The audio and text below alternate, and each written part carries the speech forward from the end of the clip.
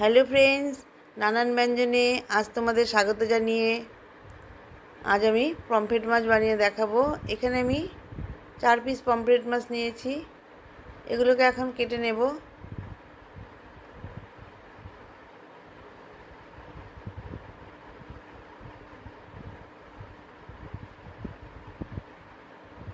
এইভাবে কেটে নিচ্ছি মাছগুলোকে।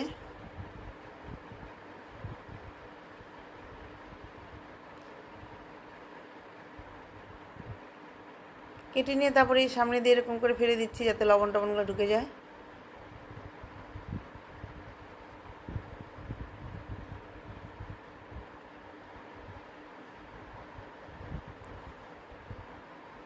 যাই হোক, আমার মাছগুলো কেটে ভিতর থেকে পেটের থেকে নোংরা নোংরা বের করে ধুয়ে নিয়ে এখন এর মধ্যে লবণ আর হলুদ মাখিয়ে আর সামান্য তেল মাখিয়ে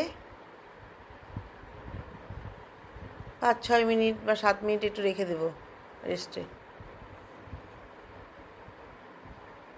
ততক্ষণ আমি পেঁয়াজ টিয়াজগুলো একটু কেটে নেব। এখন এর মধ্যে তেল দিয়ে দিলাম, লবণ হলুদ আর তেল দিয়ে মাখিয়ে এখন রেখে দেব।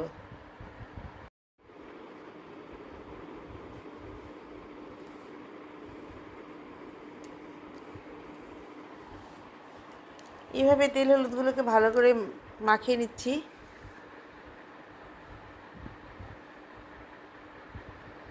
বেশি করে তেলও দিয়েছি যাতে ভিতরে লবণ টবণ সব ঢুকে যায়। একদম ভালো করে মাখিয়ে নিচ্ছি।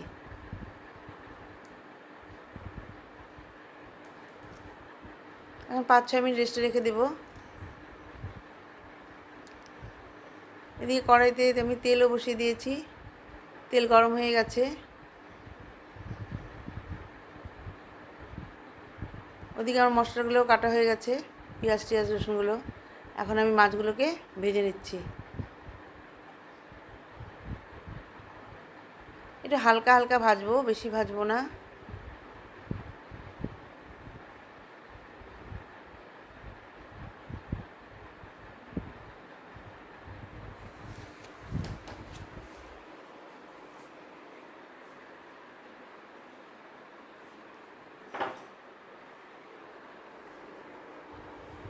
উল্টে দিচ্ছি মাছগুলোকে। এখন ওগুলোকে একটু পরে উঠিয়ে নেব।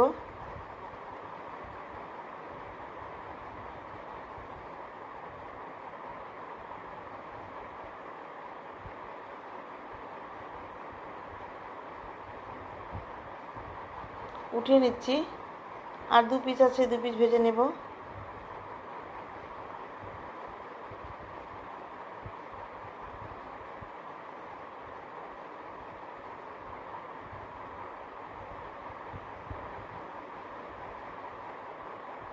গামলার মধ্যে যে তেলটা ছিল সেই তেলটা ঢেলে দিলাম।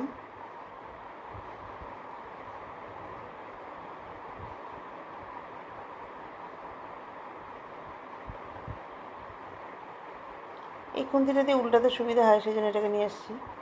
হ্যাঁ, এইভাবে আবার উল্টে দিলাম।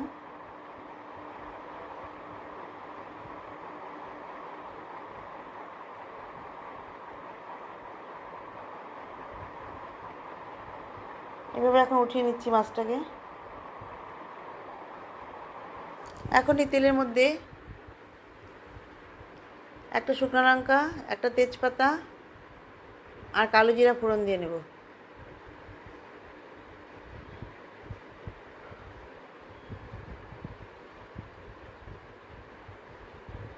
কালো জিরা ফোড়ন দিয়ে নিলাম।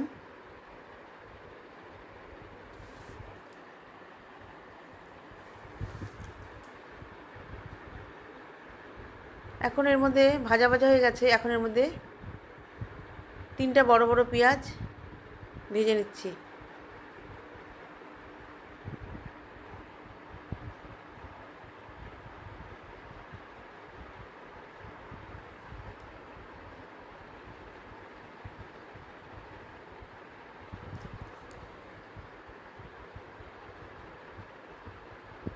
এখন এর মধ্যে রসুন থেতো করে নিয়েছিলাম একটা, সেই একটা রসুন থেতো দিয়ে দিলাম।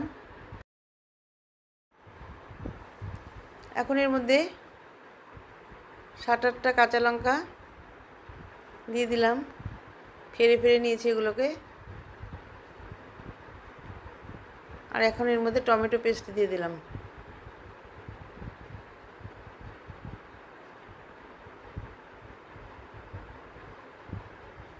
এই টমেটো পেস্টের মধ্যে আমি 2-3টা কাঁচা লঙ্কা দিয়েছিলাম, সেই জন্য একটু রঙটা এরকম হয়েছে। 2-3টা কাঁচা লঙ্কা এর মধ্যে পেস্ট হয়ে গেছে। দিয়ে ভালো করে নাড়িয়ে নিচ্ছি।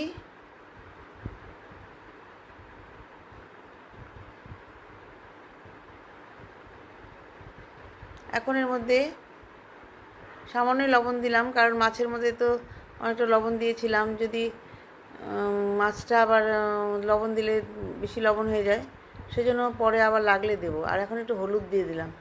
দিয়ে এখন এটাকে ভালো করে মিশিয়ে নেব মশলার সাথে, হলুদ আর লবণটাকে। এখন এর মধ্যে মশলাটা বেশ ভালোভাবে ভাজা ভাজা হয়ে গেছে। এখন এর মধ্যে একটু জিরের গুঁড়ো,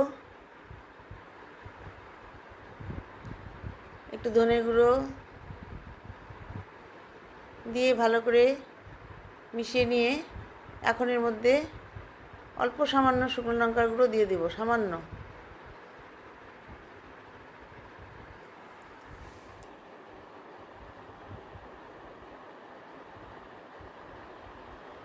সামান্য শুকনো লঙ্কার গুঁড়ো দিয়ে দিলাম। দিয়ে এখন এটাকে ভালো করে মিশিয়ে নিচ্ছি। এখন এর মধ্যে অল্প গরম জল দিয়ে দেব।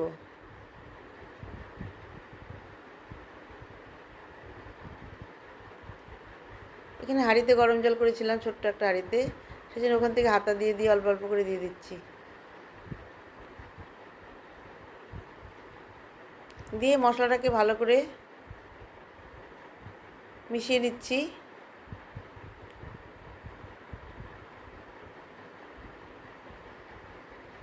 বন্ধুরা, এই মাছটা রান্না দেখলে তোমাদের যদি একটু ভালো লাগে, তাহলে আমাকে অবশ্যই একটু কমেন্টস করবে এবং আমার পাশে থাকবে, আর আমাকে একটু সাবস্ক্রাইব করে দিবে। নতুন বন্ধুদের একটু যদি দেখো, তাহলে অবশ্যই আমার সঙ্গে কমেন্টস করবে এবং আমার পাশে থাকবে, এই আশা রাখছি। এখন আমি মাছগুলোকে ঝোলের মধ্যে দিয়ে দিচ্ছি।